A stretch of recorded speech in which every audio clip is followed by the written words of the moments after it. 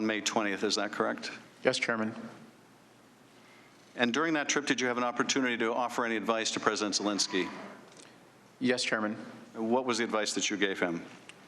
During a bilateral meeting in which the whole delegation was meeting with President Zelensky and his team, I offered two pieces of advice.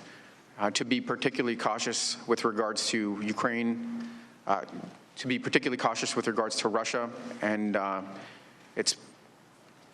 its desire to provoke Ukraine, and the second one was to stay out of U.S. domestic policy. Do you mean politics?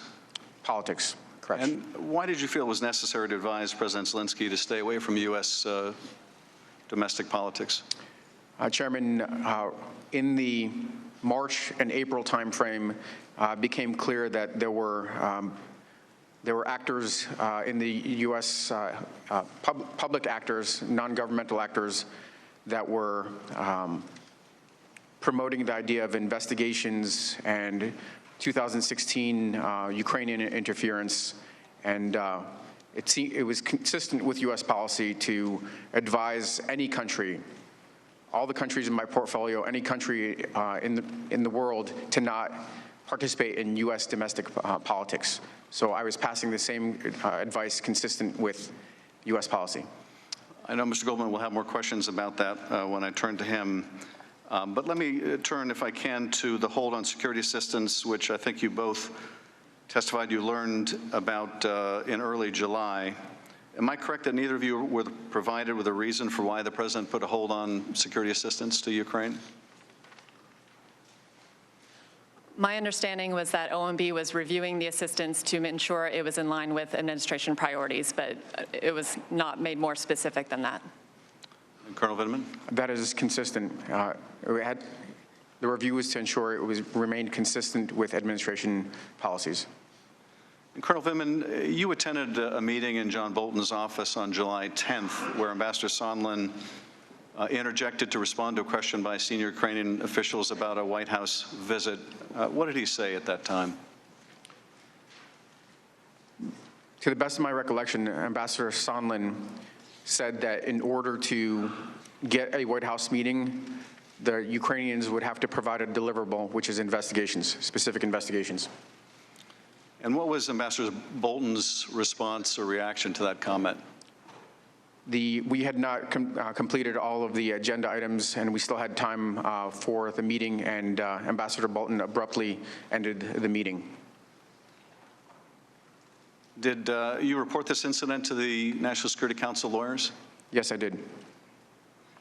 Based on Ambassador Sondland's remark at the July 10th meeting, was it your clear understanding that the Ukrainians understood they had to commit to investigations President Trump wanted in order to get the White House meeting? It may have not been entirely clear at that moment. Certainly, Ambassador Sondland was calling for these meetings, and he had stated that this was developed per conversation with the Chief of Staff, Mr. Mick Mulvaney, but the connection to the President wasn't clear at that point. But the import of what Ambassador Sondland said during that meeting was that there was an agreement with Mick Mulvaney that Zelensky would get the meeting if they would undertake these investigations. That is correct. About 2 weeks after that July 10th meeting, President Trump and President Zelensky had their second call, the now infamous July 25th call. Colonel Vindman, what was your real-time reaction to hearing that call?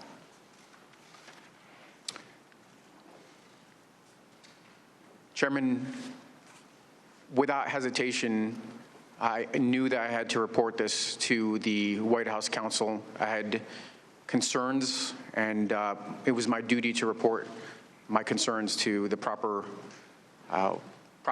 people in the chain of command. And what was your concern? Well, Chairman, as I said in my statement, it was inappropriate, it was improper for the President to request to demand an investigation into a political opponent, especially a foreign power where there's, at best, dubious belief that this would be a completely impartial investigation, and that this would have significant implications if it became public knowledge, and it would be perceived as a partisan play. It would undermine our Ukraine policy, and it would undermine our national security. Now, Colonel, you've described this as a demand, this favor that the president asked. What is it about the relationship between the President of the United States and the President of Ukraine that leads you to conclude that when the President of the United States asks a favor like this, it's really a demand? Chairman, the culture I come from, the military culture, when a senior asks you to do something, even if it's polite and pleasant, it's not to be taken as a request. It's to be taken as an order. In this case, the power disparity between the two leaders, my impression is that in order to get the White House meeting, President Zelensky would have to deliver these investigations.